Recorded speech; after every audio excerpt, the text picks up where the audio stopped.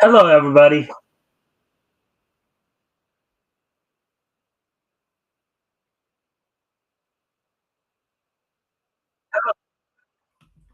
All right, so just give me a sec. I just remembered that I forgot to do one more thing. I will be right back. But what I will do for a quick moment here, I will put some music on while I got.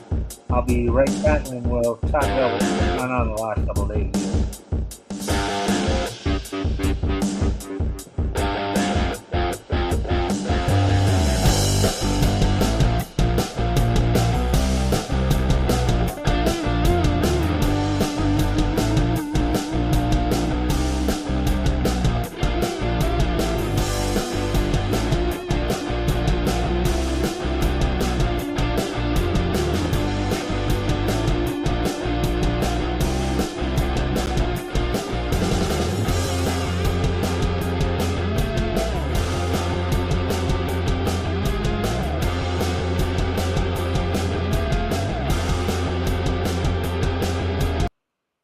All right. So, anyways, all right. So yeah, I know I haven't been here in a couple of days. Um, hey, Solid, thanks for dropping in. Starting off with rockin'. Yeah, well, just that was just to give me a sec to go put my phone on do not disturb. So I know I haven't been on in the last couple of days, and I put it up in my community post as to why. So on Monday we had a power surge that kind of took out our internet for a couple of days. It finally got fixed this morning, so able to come back. But anyways, if you guys can, of course, help out by liking and sharing the stream, see if we get some more friendly people in here, that'd be appreciated. Also, if anything here we talk about grabs your attention, feel free to comment and or ask questions, and I'll do the best I can to answer those questions. So, see what else we have here. All right, so with that, um, since we have at least one more person here.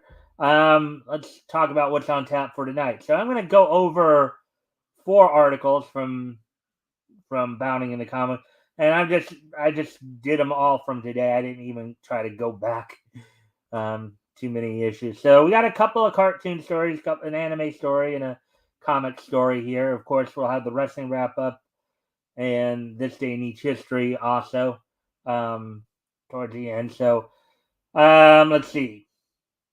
The showrunner for Star Trek Lower Decks fears for possible cancellation on the horizon. Um,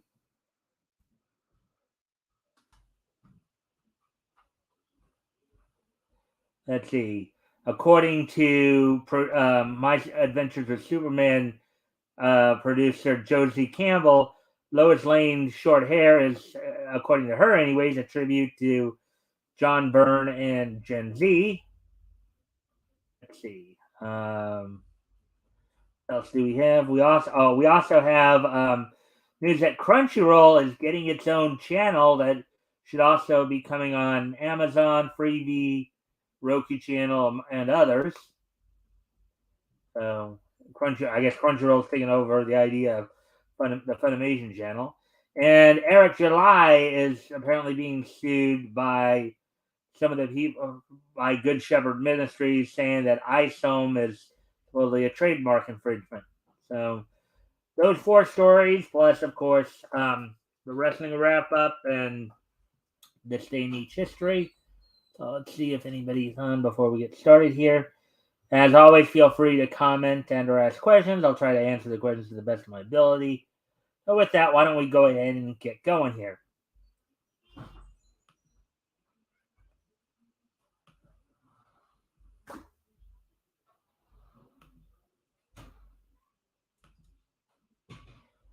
All right, so here we go.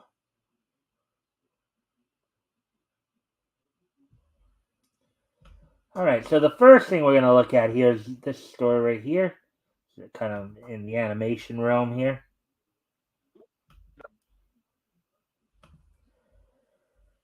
All right, so Star Trek Lower Deck showrunner fears cancellation on the horizon, tells fans, "quote If you want more, you should be vocal about it now and not wait, unquote. Article by Spencer McCulley, published earlier today. So let's take a look at this. So, in light of the franchise's current state of fluctuation, Star Trek Lower Deck showrunner Mike McMahon has admitted that he fears the worst for the animated series' uh, continued existence. Now, for those of you who don't know, Star Trek Lower Decks is an animated Star Trek series that actually focuses more on not really like the bridge officers, the main officers, but more like the lower ranked officers. Instead of focusing on like the main cast, like the main series, it actually focuses more on the show is more focused on the lower ranks, aka lower decks, as it were. McMahon, whose notable credits include co-creating the fellow adult-oriented Solar Opposites with Justin Roiland, and serving as the supervising producer on the Pickle Rick episode of Rick and Morty. Oh yeah, I think Justin Roiland's one of the guys who was involved in Rick and Morty too.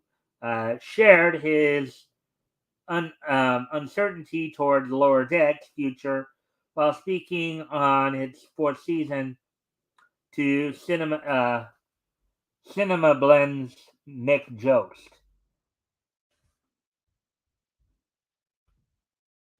Right. So.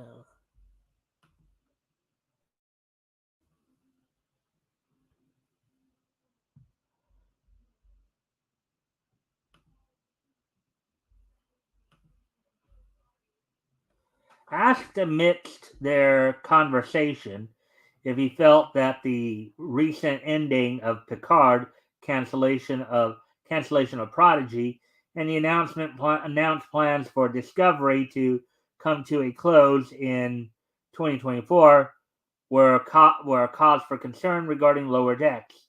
McMahon asserted, quote, "Yeah, I mean, listen, we're in weird times," unquote. Quote, "Everything is changing," unquote, showrunner noted, of the franchise's ongoing lineup shuffle. Quote, "I think everything's gonna continue to change. I would say nothing is safe. Um, I don't have any bad news for anybody, but also I think you shouldn't assume that this stuff is going to stick around unless you vocally and watch it early on," unquote. Well, I do not know if we're going to have another season after the season we're working on right now, in brackets, um, season 5, on parenthesis, unquote there. He added, quote, "Lower Decks could very well be a 5-season show," unquote. It's kind of funny because the original Star Trek started out, basically they say 5-year mission, which I think they originally intended it to be a 5-year show, but only ran 3. So, and then one continuity continued, of course, with the animated series, and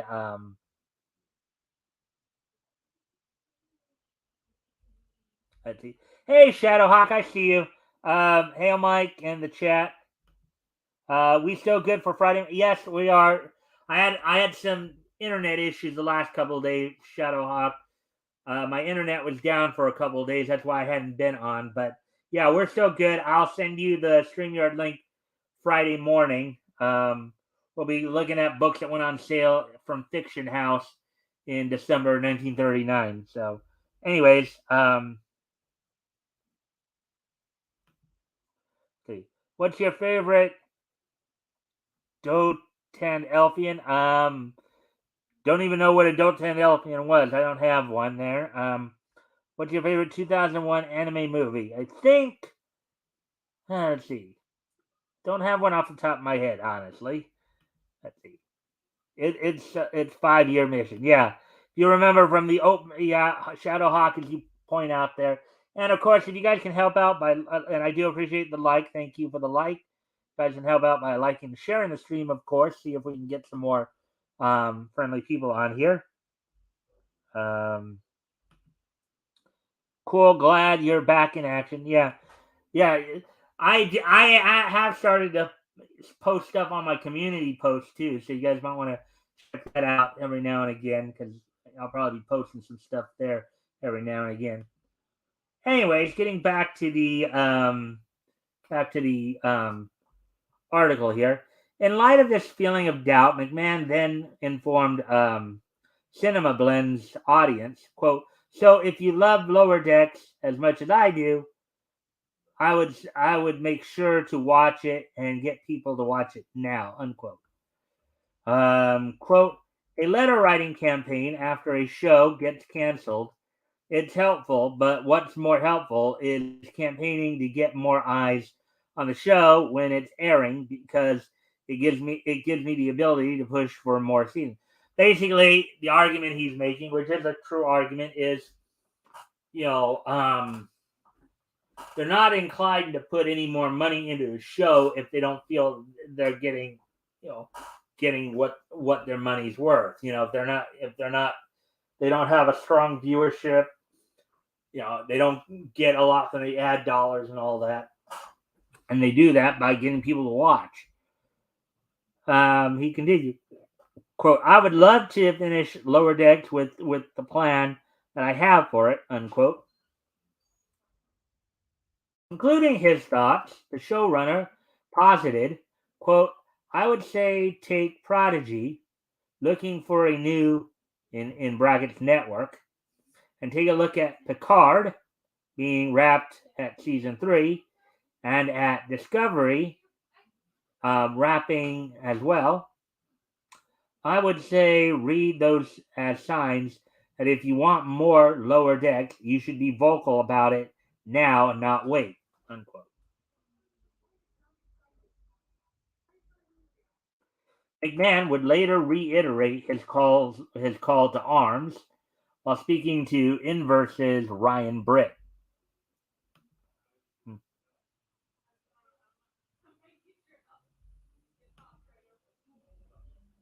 Mm-hmm. Let's see. Let's see. If quote, "if people want more Lower Decks, they've got to tune in and get a couple of other people to tune in," unquote. He told the outlet. Quote, "So instead of a letter writing campaign, let's all watch Lower Decks right away, please.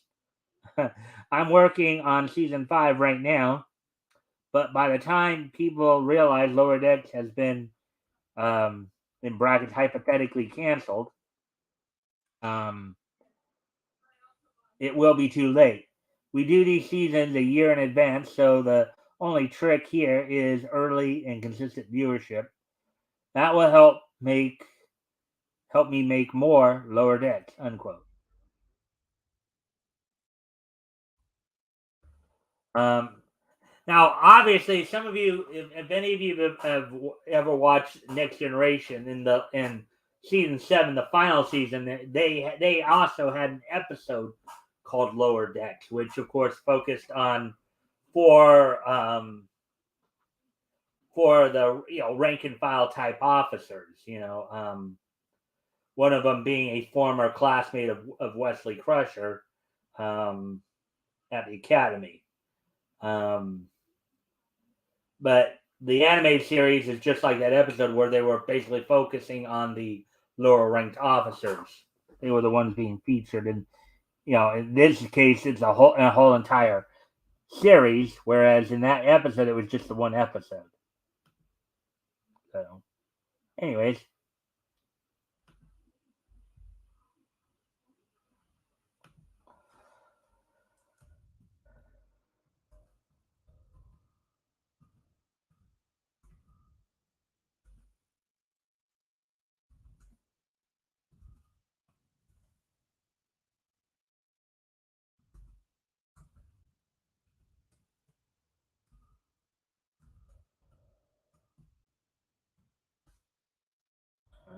anyways,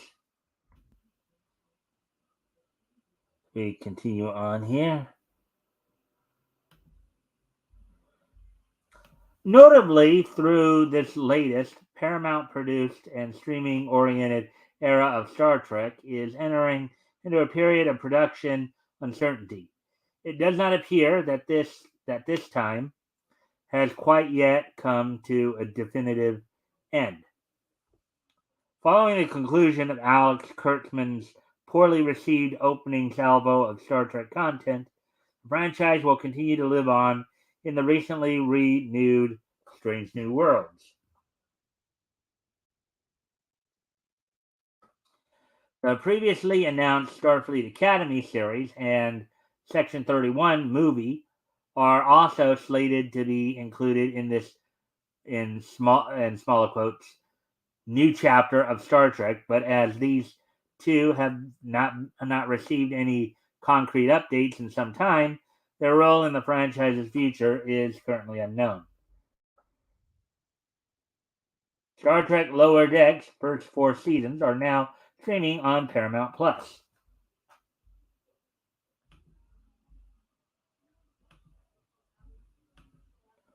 Oh, there we go with that one. We'll get ready to move on to the next article here in a moment.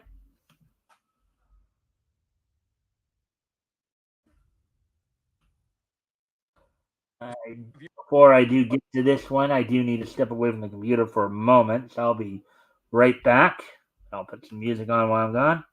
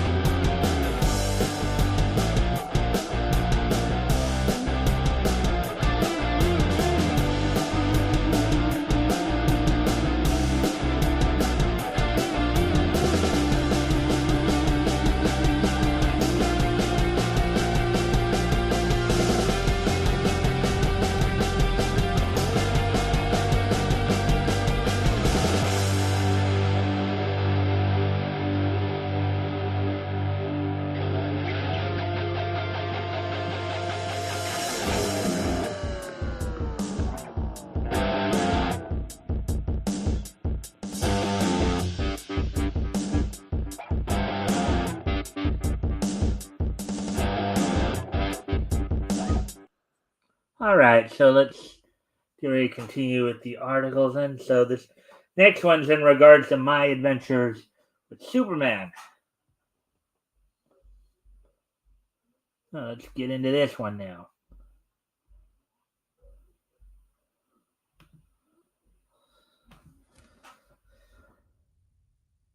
All right, so My Adventures with Superman producer Josie Campbell says Lois Lane's short hair is a tribute to John Byrne and Gen Z. Article by J.B. Augustine published earlier today. So My Adventures with Superman is not everyone's cup of tea. The anime-inspired series does itself no favors when it changes well-known characters to suit the times and the writers. And we talked a lot about that and across many a medium. For better or worse, we're going to see more of that in the second season. The makers promise it, so don't bank on revamps stopping with Jimmy and Lois. And of course, the first season was not taken too kindly, as it were, as everybody knows. In her case, we have a better understanding of why showrunners want want uh, went with the alterations they chose. From her new Asian heritage, I guess they're talking about Lois here, to her redone hairstyle. Producer Josie Campbell explained the rationale for Lois's Vidal Sassoon cut was motivated by two factors. One is current day sensibilities, but the other, which might surprise you, attempts to stay true to the source material. Quote, yeah, it's John Byrne, and then also like a little Gen Z, because there's a lot of Gen Zers who have the kind of the short hairs coming back, unquote, Campbell said, speaking to the Comics Q YouTube channel. Quote, and then also we kind of based it a little bit off of somebody we knew who has that energy.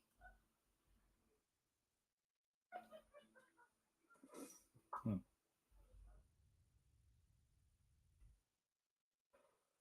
She continued, quote, but yeah, that John Byrne era, um, where she's got the short hair and she's lifting up the weights herself, um, it's a big influence for us, unquote. Lois has always been far from a damsel and has shown off a daring and independent streak. Her character traits became more pronounced under Byrne and others over time, but they typically had more hair to work with.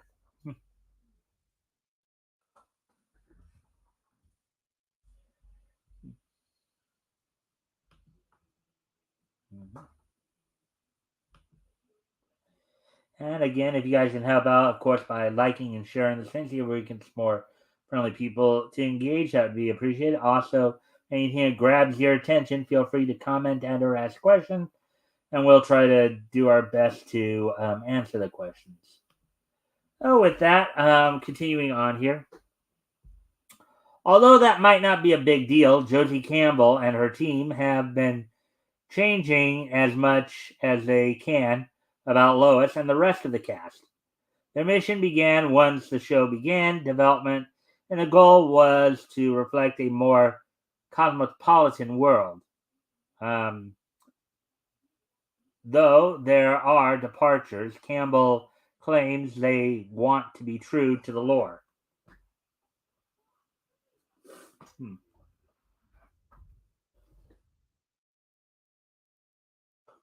Whoa, look at that.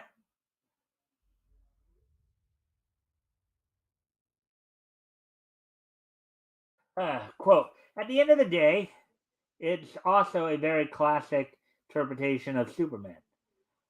Who Jimmy is the funny guy who's Superman's pal, who who gets kidnapped by gorillas and is the photographer.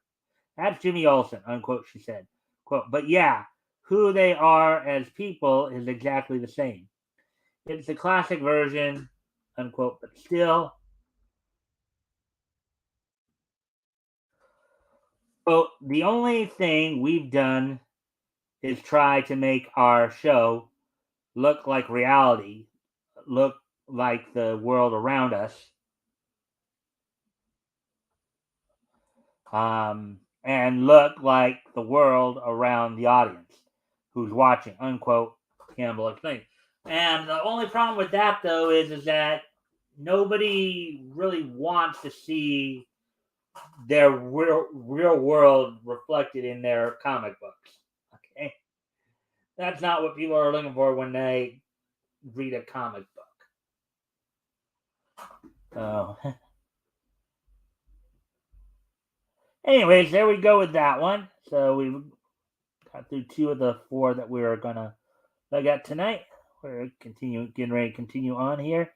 Like I said, feel free to comment and or ask questions. We'll try to answer the questions to the best of our ability. Also, if anything here grabs your attention, feel free to comment. Also, if you can like and share the stream and see if we can get some more friendly people to engage, that would be great. Anyways, moving on to the next story here.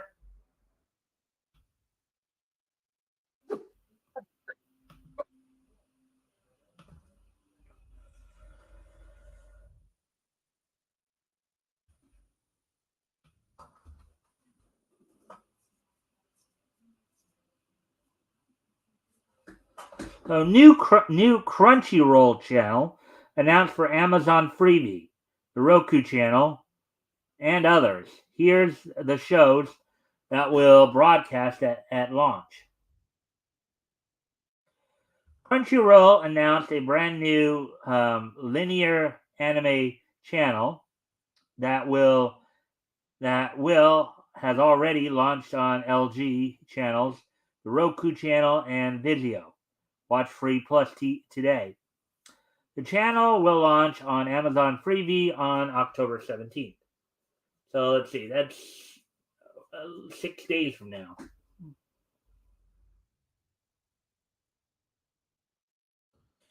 Right? Along with announcing this new 24/7 channel, they also announced the various anime that will be airing on the channel at launch. The series include Horimiya, Ranking of Kings, Moriarty the Patriot, Psychopaths, Ari Ferretta, Sugar Apple Fairy Tale, To Your Eternity, and Code Geass. Of note, these series will only feature English dubs at launch. All right.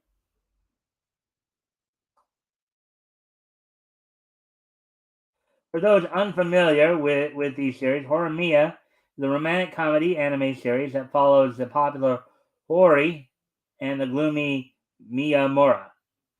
Ranking of Kings is a fairy tale anime that follows Boiji, the son of King Bosu,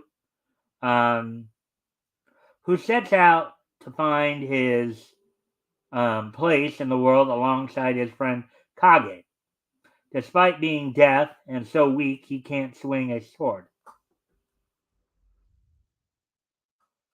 Moriarty the Patriot is an anime spin on Sherlock Holmes that follows William James Moriarty as he attempts to fix the British Empire, all while attempting to elude Sherlock Holmes.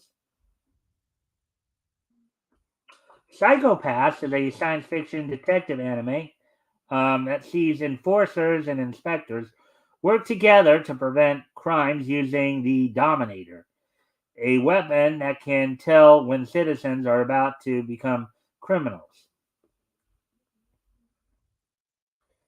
Ari Ferretta is an isekai anime that sees Hajime Nagumo and his high school classmates transported to a fantasy land full of air. Oh, it sounds a little bit like Dungeons and Dragons right there. And Ari Ferretta is probably the Japanese version of Dungeons and Dragons, it sounds like. The catch is that Nagumo does not receive any powerful stats and abilities in this new land. He winds up at the bottom of a dungeon and has to fight his way to the top in order to find a way back home. Sugar Apple Fairy Tale follows the story of Anne Halford, who aims to be a silver sugar master. But in order to protect her on that path, she hires a fairy slave named Charlie, or Charles, and deals with the moral quandaries between Charles' freedom and her own desires.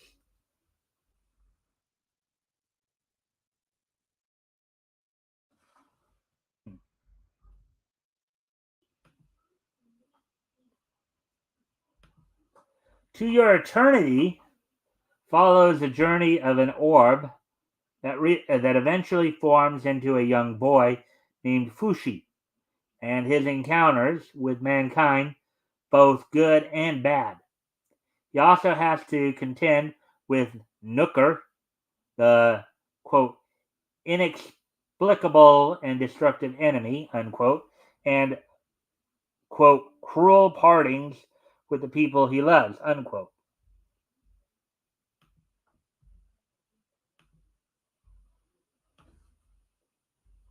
Finally, Code Geass, which I have seen before. That one's an interesting one. I've seen both seasons.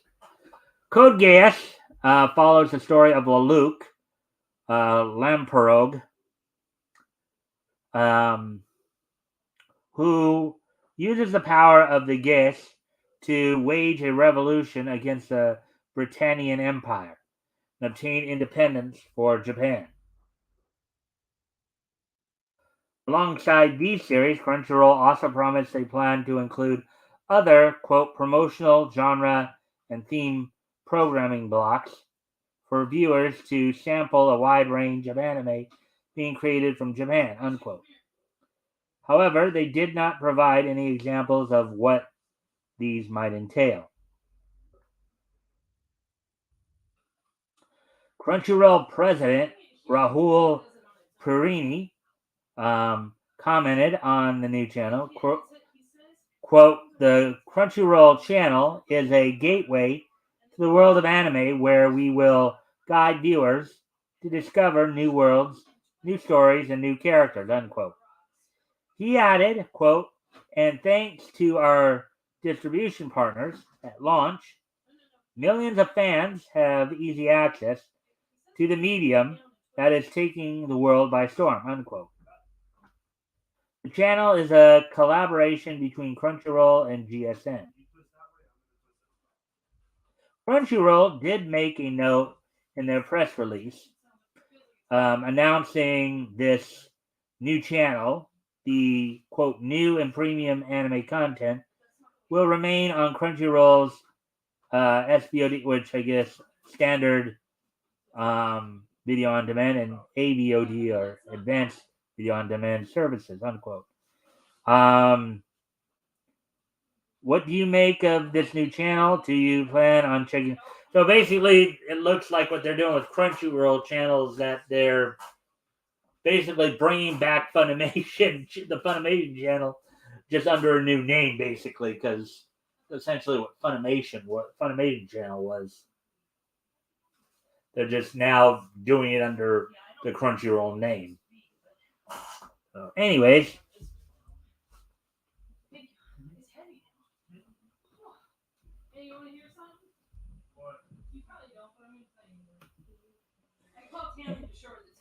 And we have one more article we're going to do tonight from the comic book scene here. This was getting talked about a couple months ago, and now it's kind of resurfaced, I think, because the people involved are going through with what they were intending to do here.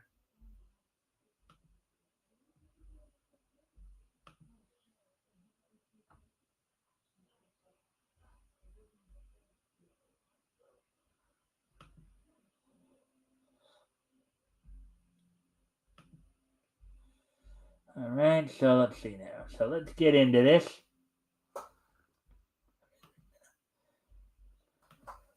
All right, so here we go. Let's see. Baron Glafillin and Good Shepherd Ministries to sue Eric July and Rippaverse claim Isome comic book series is a trademark infringement. Now, apparently there were some people trying to get Eric July busted, calling attention to this with a group called the International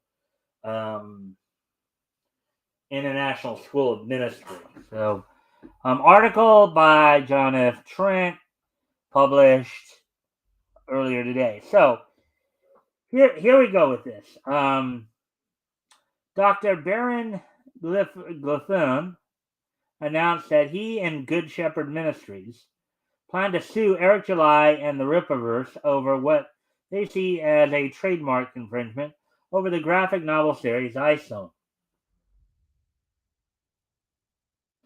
In a lengthy post to social media website X, Glafillin, who is the founder of the International School of Ministry, Isome, explained why he plans to go ahead and sue July and Rippaverse. He stated, quote, it is with deep sadness that Good Shepherd Ministries International announces that its efforts to reasonably settle its Isome trademark dispute with Mr. Eric July and his business Rippaverse LLC have been unsuccessful. Good Shepherd had hoped to avoid the time, effort, expense, and uncertainty associated with litigation, but settlement negotiations have reached an impasse. Unquote.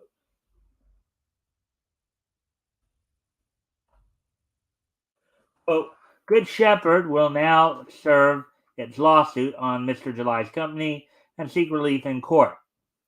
With the serving of this lawsuit, all previous settlement offers are off the table. Unquote.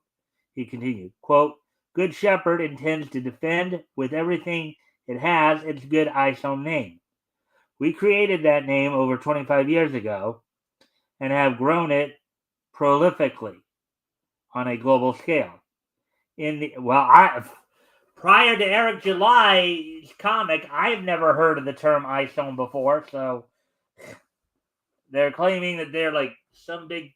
Now, granted, it could be that in Christian circles and in Christian circles and and schools of ministry circles like Biola, they may have be prolific, but on the mainstream, I don't it doesn't really add up. So,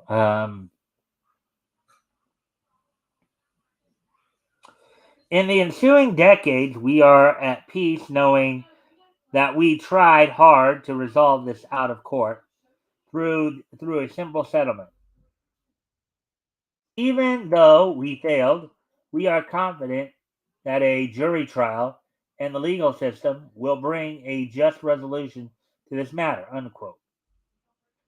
Next, Gilfillan, is it Gilfillan or Gilfallen? Gilfillan explained his main dispute with July and Rippaverse. Quote, the core issue in the dispute is trademark infringement.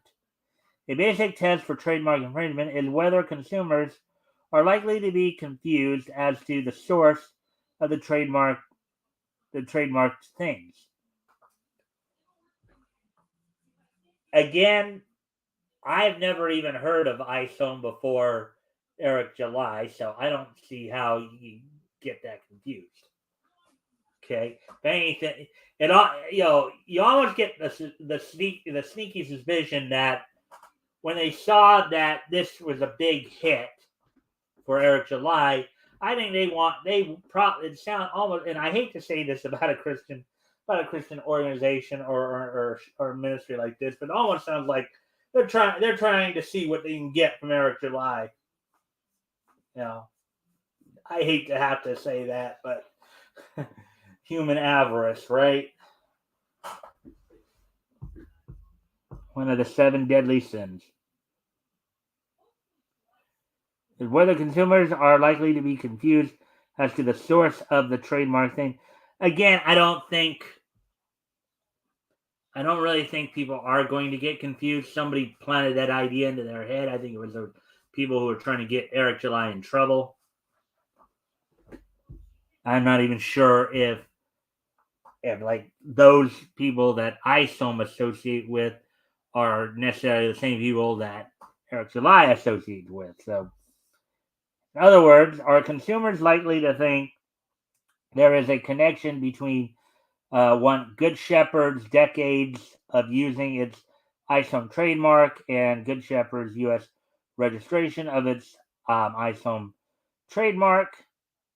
And 2, Mr. July and his company, starting a little over a year ago, used ISOM as the name of the graphic serial novel character, unquote.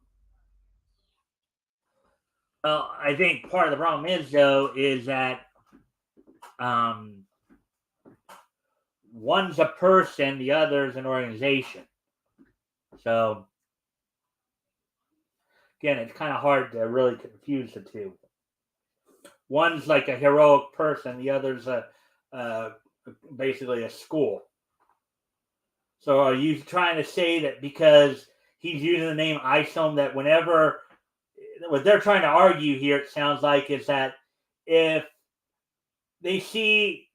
people see the hero ISOM, they're going to automatically assume he represents the school.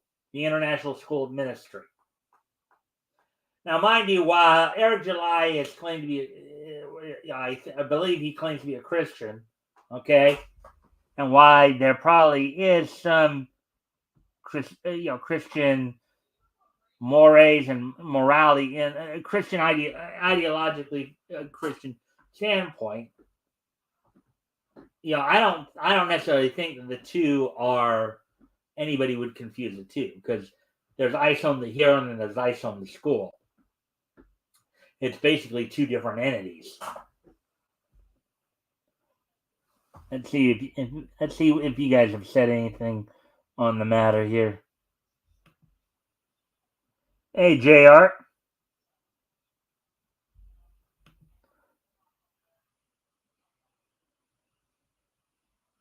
I don't use page streams. I'm a seagoing stream viewer.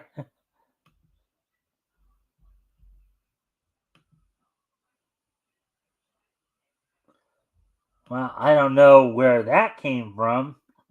I'm not even monetized yet, so right.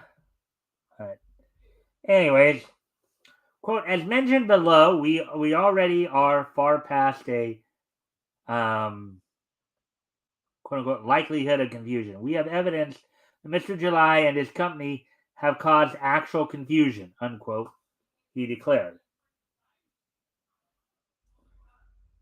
How?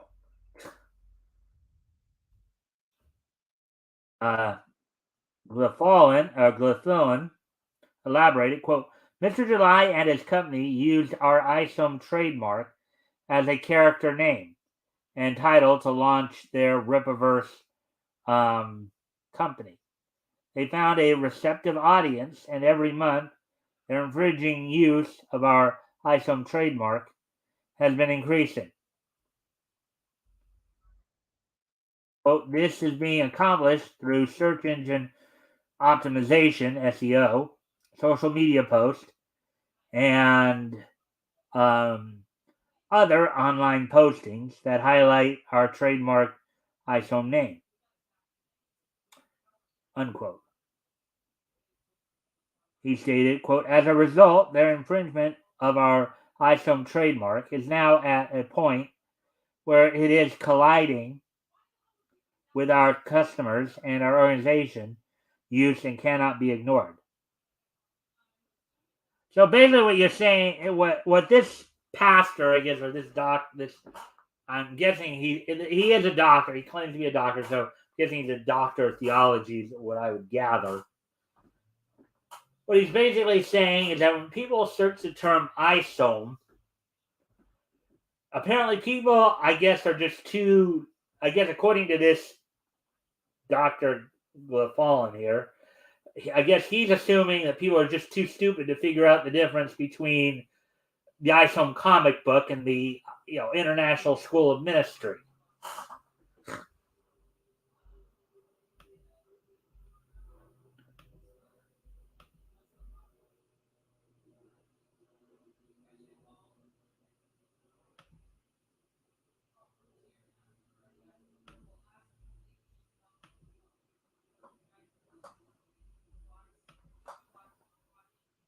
This Glyphallin is not a real doctor, I'm sure. He's abusing the title and has only gone to a televangelist. Well, again, I don't know for certain. All I know is that he has doctrine. So it could mean that he's a doctor of theology. But my point is that I think this is a bit of a stretch. I mean, quite honestly, JR, this almost sounds like he's trying to scam people in some respects. I think that he saw that the ISOM comic book probably made a tremendous amount of money, and now he feels that he's owed a cut just simply because they were the first ones to use the term ISOM, but the two terms have two completely different meanings. His ISOM, Dr. Glyphallen's ISOM, is an acronym for International School of Ministry. Okay, Eric July's Isom is a hero. Is like a superhero. It's a character. Okay. How he my guess is he's assuming that people are just so stupid they can't tell the difference between a school and a person. That's my take on that.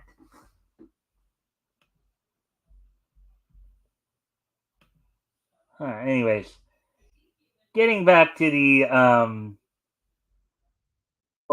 the recent lawsuit controversy over their infringement has only amplified everything and resulted in extensive coverage of ISOM on podcasts, blogs, X, and YouTube channels. These are only adding to the confusion, Cliffolin asserted.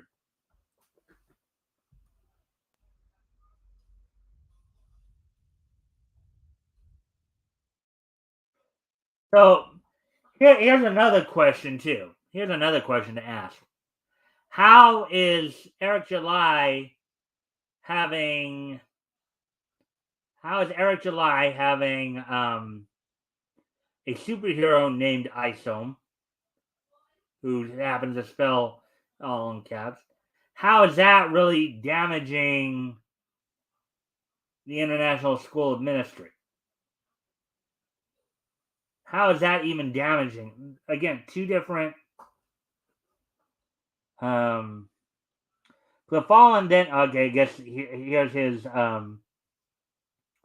Cliffolin then listed a number of reasons that he believes are causing confusion between the two entities. Both organizations spell ISOM name in the exact same way. But the only thing is, one's not an organization. You got one organization and a person. One's a person's name, and another is an organization. So, as a result, internet searches of the word ISOM bring up both organizations and products side by side under quote unquote images, and on YouTube, this confusion is amplified. So, what are you? First off, I personally don't think people are that stupid to where they can't differentiate between, ISOM the comic and ISOM the School of Ministry. Okay?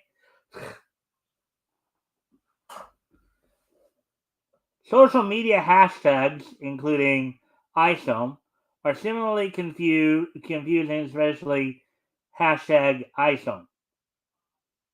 Both organizations pronounce the ISOM name in the same way. Both organizations are engaged in online sales of publishing content. Both organizations have products that have a Christian theme or mark, i.e., Mr. July included a cross on the character's belt. Both organizations have overlapping conservative Christian audiences. Both organizations are involved in charity work. Both organizations have merch products that look very similar. See, first off, I don't even see where the damage is there. If anything, he might actually be benefiting, because then it might actually lead people to check out the school. I don't really see what the actual damage there is. I don't think he's really taking anything. I don't think Eric is really taking anything away from the school here. Yeah, this sounds like something that would be a good Sunday discussion that we had with the panel. Would love to hear what Metal has to say about it, and what some of the other guys would say about it too. Glyphilon then cites two emails as evidence that there is actual confusion. After citing these two emails, he calls into question their validity while noting it does not matter.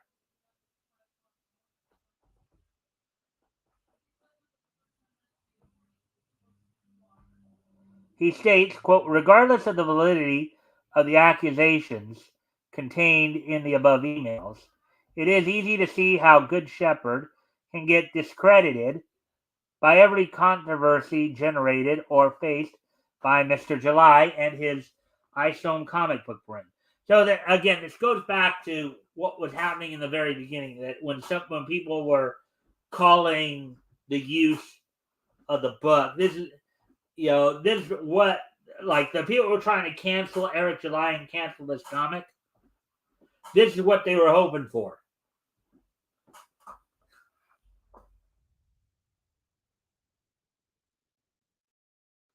Next, he asserts that July and Rippaverse are affecting potential donations to his ministry. Quote, Good Shepherd is a Christian ministry. It is 100% a 501c3 nonprofit that is significantly sustained through donations. These donations depend massively on public trust and financial and organizational integrity. The damage to our charity's reputation by Mr. July's use of our trademark ISOM name is extremely real and significant. I don't. Again, I would don't really. Again, you have two entirely different things here. You have a comic book character and you have an organization.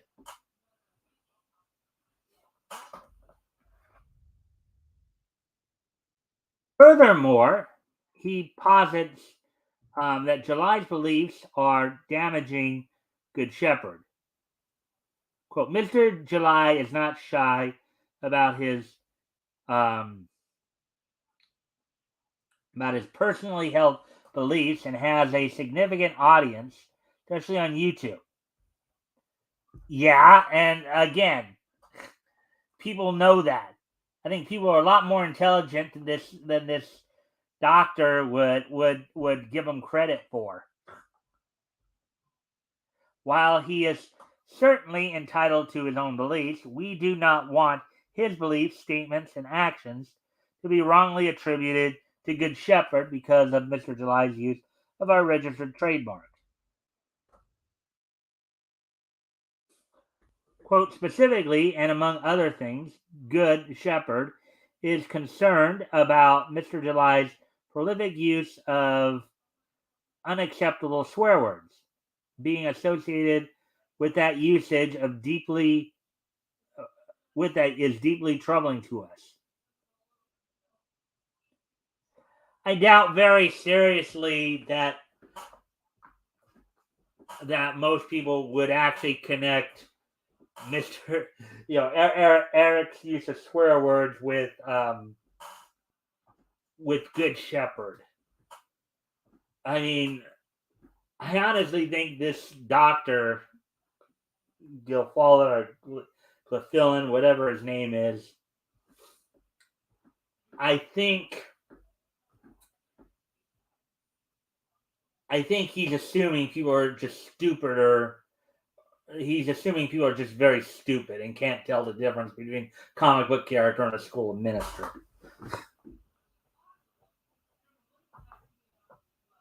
Is when Mr. uses the name of Jesus Christ in vain. This is not, to us, completely unacceptable for someone claiming to represent the Christian faith.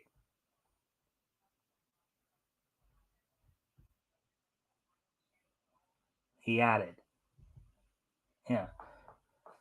But he's probably never, even Eric July's never claimed to be a part or associated with Good Shepherd. He added, quote, we have gathered evidence of these unacceptable verbal usages, and our board of directors does not want our ISOM brand to be confused with or associated with Mr. July or his ISOM brand. Again, I don't think people would.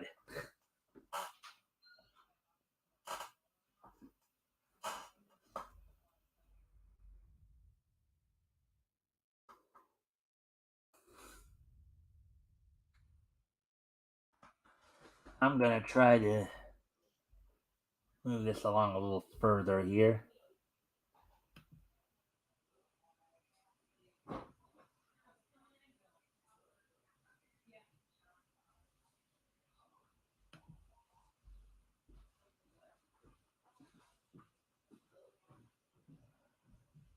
So. All right, so Glyphulin, or Glyphulin, then concluded, quote, "For these reasons and many more, we are serving our lawsuit. Despite our efforts, Mr. July and his company refuse to acknowledge that they have in any way infringed on our ISOM trademark rights. This infringement matter is central to everything else. Unfortunately, it appears the legal system is needed to resolve this core issue. Only after trademark infringement has been confirmed can any further negotiation be meaningful." What do you make of Gil Dillon and Good Shepherd Ministries suing? Yeah, well, I think it sounds a little bit it sounds stupid. I don't. Basically, he's going on the assumption that people are just so stupid they're not going to be able to differentiate between Eric July and Good Shepherd Ministries. Okay, he's almost making it sound like, you know, Eric July is putting himself out there as representing Good Shepherd, and I don't believe that's really the case either. So that's just my take on it.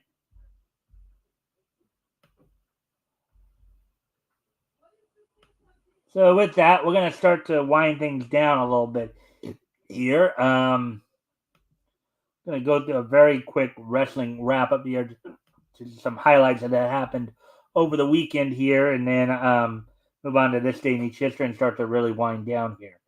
So, so with that, so first off, so WWE,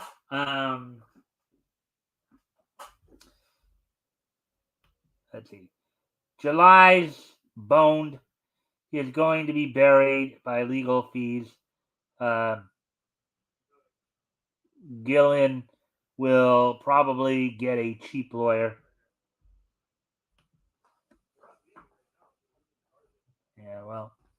Anyway, so moving on to, as I said, the wrestling wrap up. So WWE, as it continued to prepare for its next pay per view coming up on November 4th, the Crown Jewel over in Saudi Arabia, they've already confirmed that John Cena will be there. There's also speculation that the first match, which should hopefully be signed soon, will be Seth Rollins defending the WWE World Heavyweight Championship against Drew McIntyre. Let's see. Long live the king. That's not listening. So and aside from that, the other bit of WWE news. So in the whole drama with CM Punk, so now WWE is claiming that they have no intention of, that they're rejecting to sign CM Punk. That's a current thing that's coming out recently. There's a lot of reasons why people would say that they probably wouldn't want to sign him, and then there are some reasons why they might. But as of right now, it doesn't look like WWE is planning on signing CM Punk. But again, we'll have to wait and see. Now, as for AEW, a few things have happened over the weekend here on Saturday Night's Collision.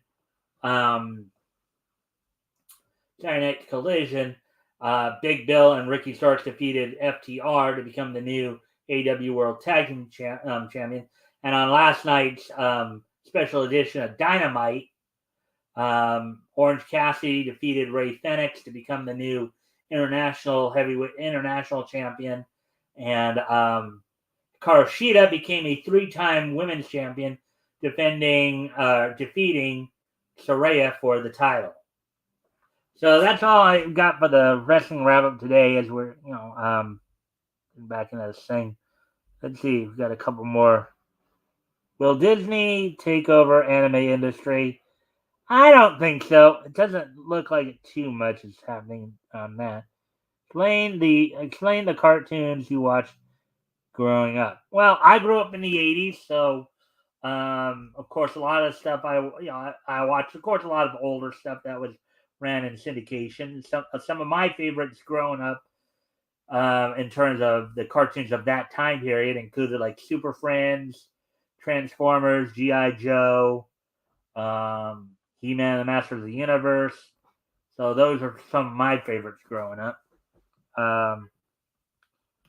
Let's see.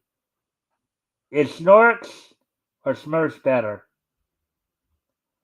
To me personally, they're both pretty cool. Smurfs obviously had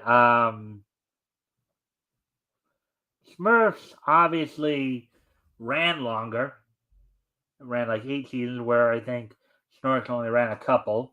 How do you pronounce? I would pronounce it Jokies. I've never actually seen the word before, so is Justice League or Justice League Unlimited better? I kind of like, personally, I kind of like Justice League Unlimited a little bit more.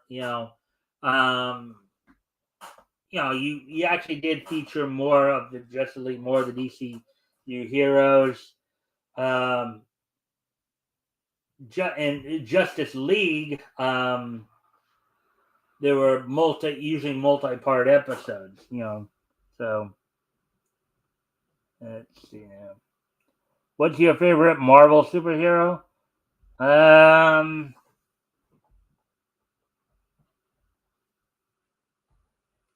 don't know, probably Wolverine or Hulk.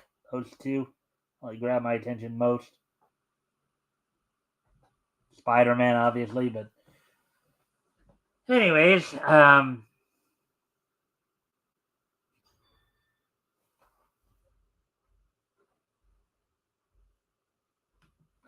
what's your favorite Sentai voice actor? Well, actually, the proper way to ask that is who's my favorite Sentai voice actress?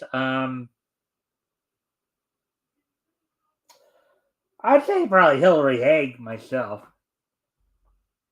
Kind of nice one to listen to. What's your favorite modern Crunchyroll voice actress? Well, Crunchyroll. Okay, so a lot of the animes that Crunchyroll does, they do both. Dallas and L.A. So it's kind of hard to tell because they're doing both. So, will you ever go to? Well, I've been to anime conventions before. I don't plan on going back anytime soon, though. Um, Sorry for the poor grammar. I have many questions. No problem. Let's see. Will Vic ever return to Canada? Well, he never got hired in Canada. He won't be able to get hired in Canada because they have a system up there where now granted, Blue Water, I think Ocean and Blue Water did want to use him before, but they can't because they'd lose out on a tax credit. They get a tax credit for utilizing Canadian only talent, as I understand it. So, and work at Ocean Productions. Yeah, he never worked on Ocean Productions. Again, they wanted to bring him up there, but because he doesn't have Canadian citizenship, he can't work up there. He probably could. The only problem would be is that Ocean would then lose its tax break to get up there because they have a special tax break Canadian companies use for using Canadian, labor, basically. An update on the situation with Vic. Well, I do know he's done. Let's see. He's still, of course, he's podcasting on Twitch still. I think he's still attending conventions. He actually makes more. I think sometimes that voice actors make more money at the conventions than they do actually voice acting. I think I have heard he's gotten a couple roles. If you go over to his page, to his IMDb page, he's gotten some roles on there. He's gotten some roles on there.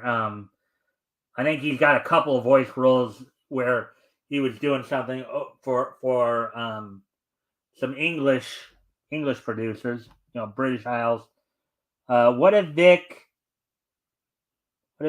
becomes Canadian citizen? Well, if he were to become that, theoretically, he'd go work. I don't honestly see Vic, even just for that purpose, going up there just to get work, or just so he could work for. I haven't heard anything. I haven't heard anything in regard from Vic on whether or not he even has any interest in becoming a Canadian citizen in order to be able to work at Ocean Group. So, 2001 movie was Spirited Away. Yeah, I've seen that. That is a website for watching anime. Let's see. What's your favorite anime-inspired cartoon? Let's see. Anime-inspired cartoon. I mean, I don't know if I have one. I mean, I don't know if I would really, I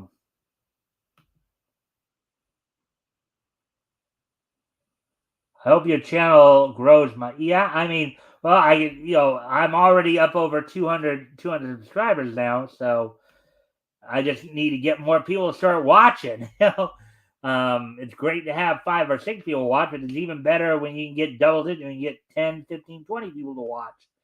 And then, did you watch Avatar: The Last Airbender? If not, consider it.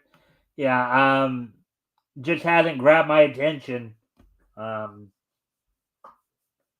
I think it's on Nickelodeon or something like that. I don't watch a whole lot of Nickelodeon, so hasn't really grabbed my attention. Anyways,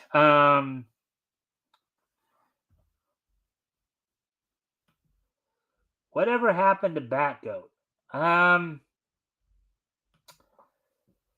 Well, I think Batgoat. Because I haven't seen or heard from him in a while. For that matter, I haven't seen or heard of him on YouTube at all. I mean, not on my channel, but some of the other channels that I know, like Ricadas, Tugs. I just don't think he's watching a whole lot of YouTube these days. I haven't heard anything from him in a while. Kind of just left him alone. You know,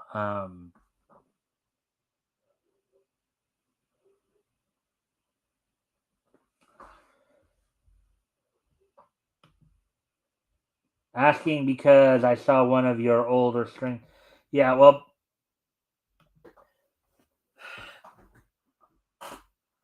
let's just say there was some issues that came up. We kind of resolved it a bit, but and Batgoat, I hope he still knows that he's always welcome to come back.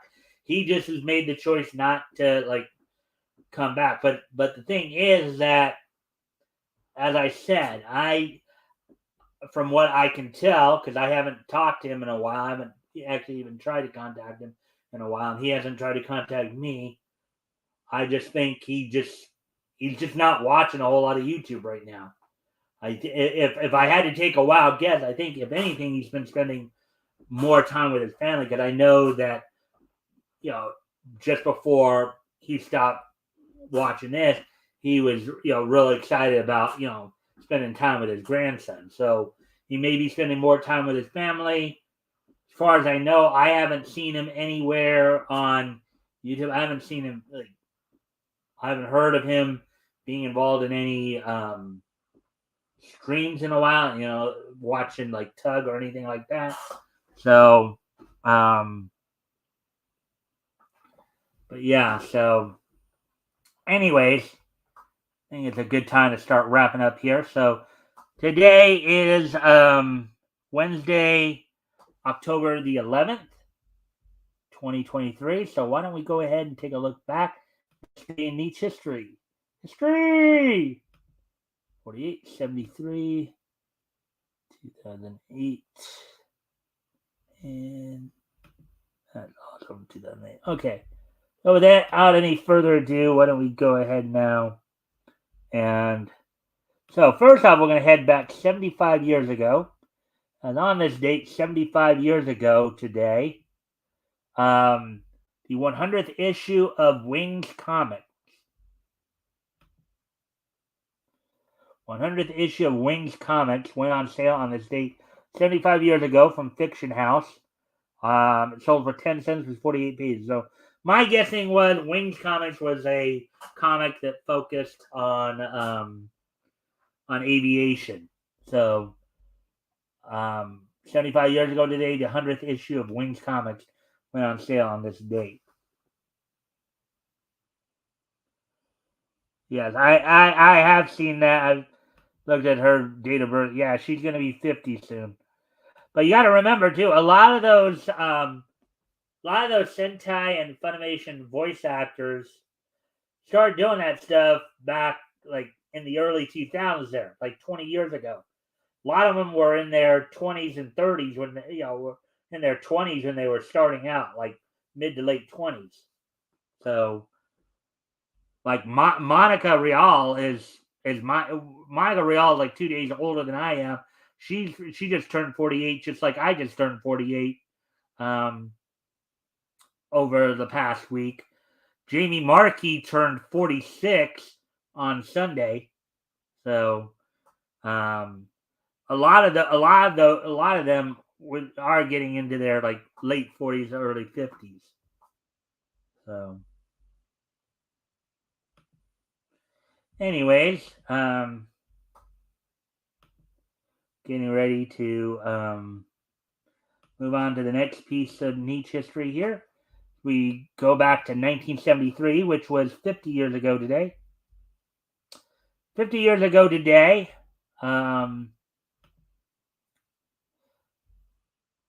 Bulldog Bob Brown defeated Harley Race for the NWA Central States Championship. This date back in 1973. So on this date back in 1973, Bulldog Bob Brown defeated Handsome Harley Race for the NWA Central States Heavyweight Championship. So, funny how you were talking about 50-year-olds that happened 50 years ago today. On this date back in 2008, which was 15 years ago today, the cartoon Teutonstein from Discovery Kids completed, and ended its run. On this date, 15 years ago today, Teutonstein from Discovery Kids ended their run. And finally, on this, also 2008 is just so nice that we're gonna hit it twice. And on this date in 2008 as well, back 15 years ago today, the anime movie, Studio 4 Degree C movie, Genius Party Beyond, premiered in Japanese theaters on this date in back in 2008. So on this date, 15 years ago today, Studio 4 Degree C's 4 degrees C, 4 degrees C, 4 degrees Celsius. Let's see. Genius Party Beyond premiered in Japanese theater on this date 15 years ago today. So, anyways, I'll go ahead and finish up the chats here, then get ready to close out here. So, let's see now. Can you explain what Kiwi Farms is? Well, what little I know about Kiwi Farms, I don't know if they're still in existence, but I think they're kind of a forum news site for mainly anime news. I know they covered the Vic situation quite a bit. I haven't really dealt with them a whole lot, so don't know a whole lot. But let's see. What is Utawaru Mono? That's an anime series, a pretty good one, mind you. Let's see. It's kind of a fantasy type anime. Very interesting one. You should probably check out. What is let's see, what is the Index series and do you like? Uh, I like it. Yes, it's actually a very good series. It kind of follows together. So you have you got the in. So you have Index and Railgun. They're both kind of in the same universe, basically. Have a certain magical index, certain scientific Railgun, certain magical index 2, certain scientific Railgun S, I believe, or something like that. Both series, they're all pretty good. Basically, one deals more with magic, the other deals more with science, but they complement each other very well. Sorry for spamming the chat. Too many enemy questions. No, that's fine. I mean, I haven't been on in a couple of days, so. But will there be an Index season 4? Don't know. Don't know off the top of my head. I haven't heard anything in a while on that. But anyways, I thank everybody for being here. Went a little further than I intended, but that's okay. Tomorrow, of course, we'll probably be we'll be doing the indie. We'll be going over the Indie Comics Showcase article from Bleeding Fool. Let me just double check that. And then on Friday, of course, as you guys might have seen earlier, um,